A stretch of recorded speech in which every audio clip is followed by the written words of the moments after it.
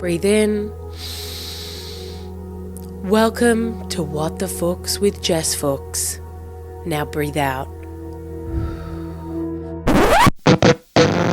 And scream. Because here's what's pissed Jess off this week. There is no place like home. Oh my God. It's good to be back at HQ. I'm not going to lie to you. The last 2 months has been touch and go mentally for me. Mental health. And I just have not. I've been living out of a suitcase like a door-to-door salesman who's trying to keep their family alive by selling Bibles or vacuums. It has been, oh God. Like I feel like I'm finally breathing, heart beating, me sitting here. I almost want to sit with you guys in like silence for a minute just because it feels so good to just look around and be home. Dorothy knew what the fuck she was talking about. I'm not going to lie, honestly. And that's kind of the thing that's crazy is my life and the feeling of following the yellow brick road and to get back here, to get back to HQ the last 2 months coincided perfectly with the eruption of Wicked onto the movie scene. So my life's feeling very parallel to Dorothy / Wicked. I don't know who I identify with yet in the Wicked universe, but I want to just deep dive on Wicked today. When I think about Wicked, it makes me mad. Movie-wise, no notes. Perfect. Fucking chef's kiss. I've never seen anything better. And the people online who I've seen recently yapping and complaining that they like, oh yeah, this song is so filled with reverb or this song is so filled with like buzzing sounds. I'm like, these girls sung live. God forbid you help them out in post a little bit while you're flinging them through the air and she might have a voice crack. First of all, I didn't notice that at all. And of course, I've not got the most trained ear, which I'm going to go into. But I love people sitting and complaining about people and work that they themselves could never do. And sure, I'm complaining about complaining. But I could complain, aka I am complaining, therefore I am allowed to complain. But if you are sitting in your mum's basement and you're complaining that Ariana Grande has a little reverb on her in Popular, oh please, grow up, touch grass. And how about you try to hold a note that isn't just written from your teacher who's like sending you home from school for being a dick. And if you don't understand what I just said, I'm making a reference to a musical note and notes that teachers send when kids are bad. And that might be one of the smartest things I've said on this podcast to date. So my thing with Wicked that really pisses me off is that I watch things like that and I think I should have been them. I should have been you. I could have been you. In my mind, I'm convinced that with the right training, I could have been a world-class opera singer. The depth, the breadth, the width of my lung capacity knows no bounds, honestly. And my parents never pushed me into music. Had they thought of my flair and my penchant for performance, they would have put me in music. But no, I was a strong girl in comparison to all the weak little thin girls. So I was pushed into sport. And I mean every sport. I was a national shot putter. That's how far this investigation needs to go. I mean anything with a ball they handed me. And then people think I'm gay? Please. Because I was good with balls growing up. I think the correlation is if you are good with balls growing up, some of those women do end up gay. That's the truth. A lot of the girls I played sport with, gay. And I think I have a musical enough voice. I feel like I don't know pitch or tone or anything like that. But please, you can train that. Unless you're talking about like a Celine Dion or like a Whitney Houston. Like those people are like born another level. And in defense of my parents, I couldn't even read English, let alone make me read a bunch of balls and sticks that are musical notes. I mean, the fact that music can be written is crazy. That's the dumbest thing I've ever heard. The fact that music can be written. But it's insane. 5 lines or whatever it is with spaces and then the balls and then the whatever. I'm like, please, how is anyone supposed to know how to do this? But people do. I mean, people are like, can... Also, I'm wearing a headband today. I wasn't feeling good about my hair because I just washed it and it's in a weird place. I'm getting it cut this week and so I put a headband on, but it is giving a bit more like sports girl, like rather than like 90s chic. So what are you going to do? So I'm readjusting it for those who can see, and for those who can't, get onto YouTube. I don't know what to tell you. I should have been a singer. At my core, I know it. And comedy, whilst it is interesting and fun, it is the lamest of the art forms. It really is the most unimpressive, and it's the most not respected, and for fair reason. It's lame. Only dorks do comedy. People who, like, ugh, who cares? I remember seeing Wicked live for the first time when I was younger and getting goosebumps. I was going to say boob bumps, but I remember getting boob bumps. They were bumps on my boobs. That's where goosebumps sometimes go, because they go everywhere. So what are you going to do with your boob bumps? I saw Wicked and I got boob bumps because I cannot, with my dyslexia, sometimes I can't hear the words you're saying. So music, I often go off melody. And there's something about, you add music and words together, and the music I hear, but the melody, but the words I don't. So, like, I can listen to the same song 1,000 times and I can, like, hum the melody, but I'm singing words that my brain has heard, not what's actually in the song. So I don't really know what the song is about. Like, there are so many songs where I'm like, I couldn't tell you what Bulletproof is, other than the word bulletproof, because that's very clear to hear, but I couldn't tell you the implication of the narrative of Bulletproof, the piece of art, the song that was put out. I'm like, I couldn't tell you what that means, but the tone, but the levels of that song hit me hard. So I remember seeing Wicked live and just sobbing at intermission. I mean, also they hit you emotionally with the biggest part, and then whoosh, lights up, intermissions happening, and you're like, I'm ugly crying by myself in a theater surrounded by couples and families, and I am sick. And I'm sick, and I can't believe you're doing this to me. This is the biggest issue with an intermission in a musical, or with an intermission with anything. Give me just a second. You've just belted a beautiful note about something fucked that I've just been watching unfolding, specifically if we're talking Wicked. You've just given me like a heart-wrenching moment, and then you turn the lights on to full capacity? Christ, are you trying to embarrass me? Are you trying to shame me for leaving the house by myself and just wanting to enjoy some art and culture? Growing up, I wasn't involved in really any musicals. Once it hits the age where, like, you stop having to perform for family and friends, like, at the end of the year. So, you know, in school, they would do, like, a concert, everyone participates, blah, blah, blah.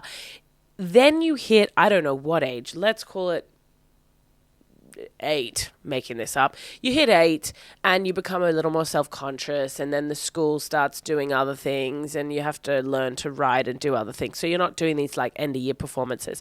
But in the biggest end of year performance, this could have been the very last one, or it could have just been the biggest one my year did. We did the play Samson and Delilah.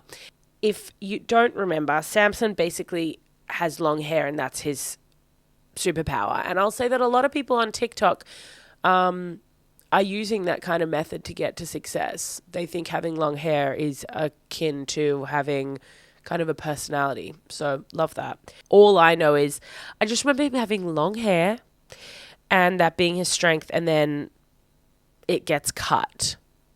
But I don't remember how it ends. So, okay. This is just a Google search. What is the story of Delilah and Samson? Delilah, in the Old Testament, the central figure of I don't think I know the difference between Old and New Testament, if I'm really honest. I think the Old Testament is the Hebrew Jewish book, and then the new one would be the Bible? But that doesn't feel right. Also, how slay that there's like New York, based on York. I love that. It's like Old Testament, New Testament. So cute. That made sense in my head, but I highly doubt it made sense to anyone else. Delilah, in the Old Testament, the central figure of Samson's last love story. Last? How many did this guy get? Why are these men able to just roam around being whores? And then a woman, oh God. She was a Philistine who, bribed to entrap Samson, coaxed him into revealing that the secret of his strength was his long hair, whereby she took advantage of his confidence to betray him to his enemies.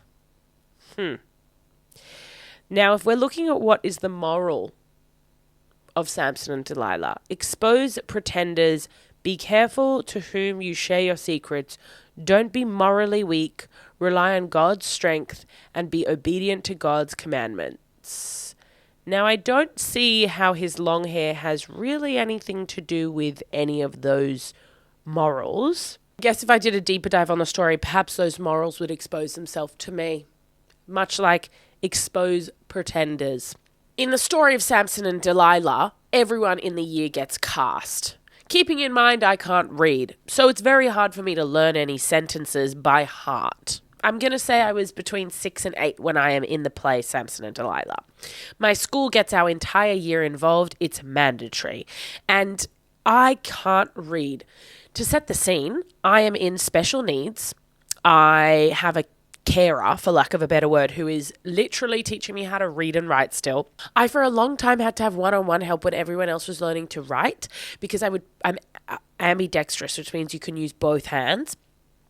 So I would pick up a pen with my left hand, write half of a page, switch hands. The pen would go to my right hand and I would write the rest of the page, hand it back and do that again. So every sentence was half with my left, half with my right. Now you might be like, holy shit, that's cool. But really it means it takes twice as long to get anything done. And while I personally don't mind a bit of a dilly-dally, when you're doing like an exam or writing a letter to someone, which, hey, now we just type, being able to use both hands is much more of a hindrance to efficiency than it is impressive as like a party trick.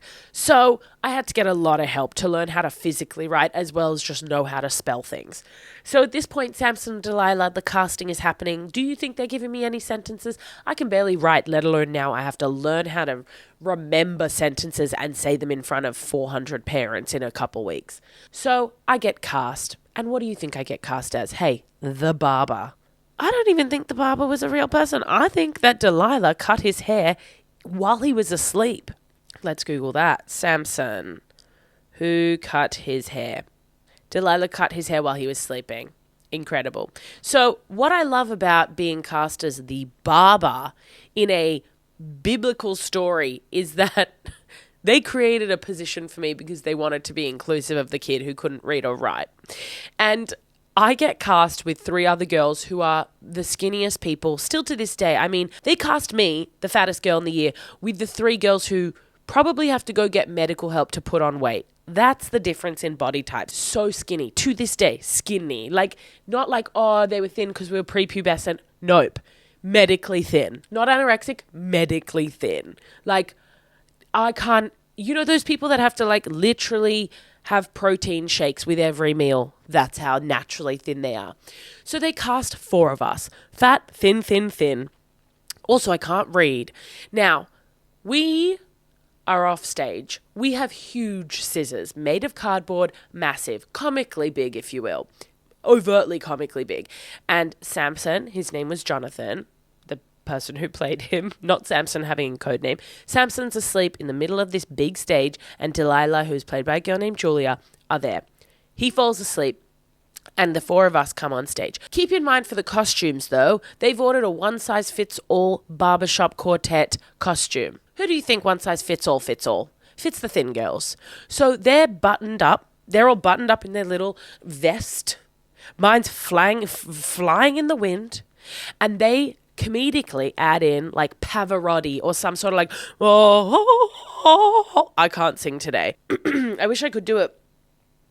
Oh, no. To add to the insult of the jacket not fitting me but the other 3 thin girls, we go on stage and what's playing? They've added the comedic effect of Pavarotti, of some sort of big operatic song. So we have to walk on stage, flailing our scissors around and being like, ha, ha, ha, ha, ha, moving our mouths, singing along to the track playing over. Go towards Samson, grab his wig, because now using our scissors, we've cut it, and then we walk off. That was my entire performance for this play. Now, the 3 thin girls, of course they get embarrassed. They're thin. They're small. They don't have a surplus of energy to kind of just black out and go with what was rehearsed. Not me, though. I'm rocking this thing. I'm singing along, moving my mouth and doing the big scissor movements. I grab the wig and I snatch it and I walk off. And it gets, in my mind, raucous applause and laughter. I'd need to find the tape again and watch it back to actually remember, to actually know what the reaction was. But I remember it being like people laughed. Again, people could have just told me that. I don't know. So whenever I think of Wicked, I think of a missed opportunity, because I think had my parents forced me more and made me a miserable person, you know, those people whose parents force them into things they obviously hate. If only my parents were a little more selfish and just wanted me to do musical theatre, and then I could have been great. I really do believe that, because I believe if I could use the full lung capacity of my body, I could sing opera. And my uncle used to be an opera singer, so it's in my DNA. So I know that. So I'm back in Sydney, and it's, oh my God, is it feeling good? Every single time I'm in Sydney for too long, I'm like, fuck this place. I need to get out. And I think that's everyone. We all feel that way about certain things. But I was feeling a little restless, a little Groundhog Day. And then I was just in Melbourne for the last week and a half doing shows, having fun, la la la. But God, was I craving the warmth and just the solitude of my beautiful 4-wall bedroom, and also a fridge that is stocked by a mum, and a cockroach being killed by a dad. Nuclear family stuff. I was craving it. I've got to tell you, I was craving it. When I was house sitting for the last 6 weeks before going to Melbourne, anything would go wrong and I'd call my dad. And I'd literally call my dad and I'd be like, please God, come here and fix this, because I am powerless. What was surprising to me over the last week and a half when I stayed at Nick is, I was staying in his office. He's got a little office, and it's got a couch, and the couch pulls out. Now, this couch isn't like a pull out where it's like got legs. It's like a pull out and it goes on the floor. So it's like I really don't know how to explain it. Yeah, you pull it out and it's like 3 pieces of big pillow connected to each other, and then they flatten on the floor. Kind of like a kid's couch. You know those kids' couches that people used to have at their houses, and it would like shoo, shoo, shoo, and then it would be like soft on the floor? That was what he had. And what impressed me the most is, I feel, as I've gotten older, my body is weaker. We all know that about ourselves. We all know that about each other. No problem. So as soon as I got to his, I thought, fuck. Because the last time I was at his house, I stayed on his couch. But he now has a little dog. And so the dog is running around and it's just too much. And he's got this little couch now. So it was like a more comfortable alternative. But the last time I went to his house, I already had a little bit of a sore neck, because I like to sleep with my arm fully dislocated underneath my pillow. And so essentially I am lying on my shoulder with a pillow between us. So I've been sleeping for weeks with a dislocated shoulder, and then I get to Melbourne and I haven't taken a carry-on bag, like a rolling suitcase. I took one that sits on your shoulder. So of course, now I'm all out of whack, my shoulders are sore, and I'm sleeping on his couch. Again, last time, because I feel like I'm telling this in the most convoluted way. And I'm feeling my shoulder. It's sore. It's not feeling good, but I'm pushing through because it's free accommodation, and who am I to spit on an offer of a free couch? Now we go into the pool. He's got a pool in his big building complex. And we're talking about growing up, swimming, all this stuff. And I say, oh, can you do, freestyle, backstroke, all these strokes? And then I think he goes, can you do butterfly? Or maybe, I'll be honest, I probably threw that into the atmosphere. I said, look at this. Like a child. I'm a 31-year-old woman, and I'm saying, look at me, I can do butterfly. Now I go into butterfly, go big roundabout and in, and I feel like tingling going up and down my left shoulder. And I'm like, oh, I've died. So then I couldn't move for the next week. Like literally had to go to the physio. I pulled my shoulder. So given I was so triggered by that from last time, I was convinced that my body wouldn't be able to handle sleeping just a couple centimeters off the floor. But I'll tell you what, I was thriving. I was like, oh my God, this is incredible. I was so impressed with the strength of my body that I felt reinvigorated, because I have been thinking recently in the last 6 months to a year, oh my God, I'm getting old, my body, even though I go to the gym, I lift weights, I'm doing everything imaginable, so that comes 75, I can lift myself out of a comfortable chair. Though at that point, we'll probably have robots that we sit in and they just kind of like, you're up. So I'm not too worried, but at the same time, of course I am. So I was very concerned about having to lay down on the ground every single night, but I think there was something so beautiful about returning to the floor, the humble floor. Nick also made me watch a variety of films while I was there, one of which was a movie called Barbarian. Now, if you know me, you know I hate scary movies. I don't need manufactured fear. I'm good. Life's already terrifying enough. I'm a 34, fuck me dead. I'm a 31-year-old woman who still lives at home with her parents, has no money in the account, and has a career that is uncertain and not stable. I don't need additional fear in my life. I'm good. But he kept being like, please, can we watch Barbarian? So finally I thought, I'm a guest in your house. We can watch Barbarian. Here's how I watch a scary movie. We're talking the entire time. And if you have a problem with that, watch a rom-com with me. I'll shut the fuck up. Me speaking the whole time and asking you, is he a bad guy? What happens? Does she die? Why is this happening? What's that? Is that going to lead to something? Is something happening? I also will make you tell me the plot, or I'll just fucking Google it. So whichever's going to annoy you less, whether you ruin it or I Google it, I'm talking through it. It got so terrifying, this movie, that by the time we were maybe 15 minutes in and nothing's happened because it's building suspense, I said, I'm so sorry, I actually can't do this.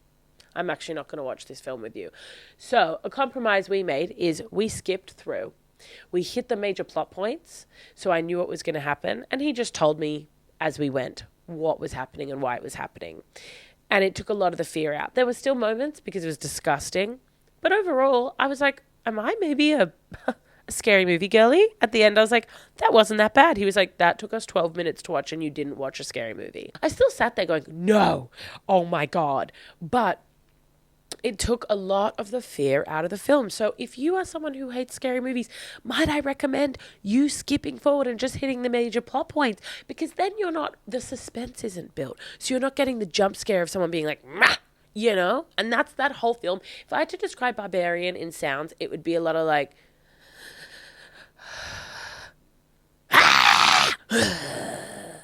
so now you don't have to watch Barbarian. I will read you the plot to Barbarian just for the sake of it. A young woman discovers the rental home she booked is already occupied by a stranger. Against her better judgment, she decides to spend the night, but soon discovers there's a lot more to fear than just an unexpected house guest. The thing I'll say about scary movies is I would just never do that stuff. And maybe that is part of it. The first 10 minutes takes you into this hyper-realism world. I don't know if that's the right word, but into a world where you're like, I'd never do this. Therefore, you're so locked in because you're like, I would never do this. That then the fear is compounded. It's raining. It's bucketing with rain. She's in a dodgy fucking neighborhood. It looks terrible. And she gets out of her car. Why? And she goes to a house that she can't find the lockbox for. Then she finds it. There's no keys inside. Leave. Go elsewhere. Sleep in your car in the city. I don't care. Please. None of this makes sense. Then she starts calling. No one answers the phone. She goes back to her car. A light flicks on all of a sudden in the house. Leave. Leave. Why? Why are you doing this to me? Why are you doing this to yourself? Then this guy they're making intentionally creepy is being creepy. And then she decides she'll stay there. The fuck are you talking about? None of these things make sense. And if you are someone who does those things, maybe you do deserve to have a little bit of fear rocked into you. Maybe you should be a little more suspicious of the world. Not to say that everyone in a scary movie or a horror movie deserves what they have coming, but hey, if you're ignoring 10 red flags and I'm screaming at the screen, am I that upset for you? I don't think I am. The last thing I'm going to leave us with, because we've covered the arts today. We've covered film. Oh, we've covered film. Look at me, a film buff. There's only a couple weeks left of 2024. How crazy is that? And I'm still in the process of synthesizing, deciding what some of the goals are for next year. I think the main goal I've decided on is I hope it doesn't take me 6 months to write 2025 down instead of 2024, because I always find that adjustment just absolutely harrowing. It's the same when you turn a new age. You go, oh yeah, I'm 30, 31, 2025, 2024, 25. It's like when you're growing up and your mum used to call you and your siblings down and she was trying to call you, but she kept saying, Tally, Jess. You just malfunction a little bit. I hope that last sentence just made sense. It did in my head, but sometimes I don't know because I speak to myself, so I know what I mean. but I don't know if you know what I mean. Last bit of housekeeping. Thanks for listening. Episode 11 in the bag. How fabulous is that? Feeling fucking strong and good to be amongst the girls. Back home, it feels lovely. I'm going to appreciate being home for another 2 days before I get mad and want to leave. And that's life. All right, buy a ticket to next week's show, Wednesday the 18th. Thanks for listening. Have a beautiful day. Catch you later. Mwah, mwah, mwah.